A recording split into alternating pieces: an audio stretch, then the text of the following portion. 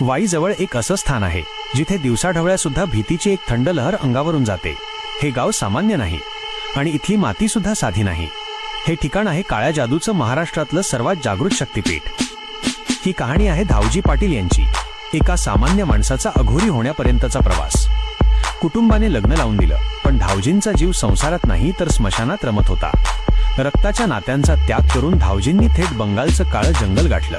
तब्बल 14 वर्ष, होय 14 वर्ष ते तिथल्या भयावह जंगलात राहिले। तिथे त्यांनी काय पाहिलं, कोणाची साधना केली हे कोणालाच माहीत नाही, पण जेव्हा ते परत आले तेव्हा सोबत मृत्यूलाही वाकवण्याची ताकद घेऊन आले होते। गावातील लोक त्यांना वेडा समजत होते, पण त्या दिवशी शेतात जे घडलं त्याने काळजाचा ठोका चुकवला। भर दुपारी धावजींनी नुसती नजर फिरवली आणि बैलांचे दोरखंड आकाशात भिरकावले।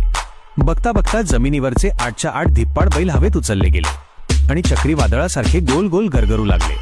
विज्ञान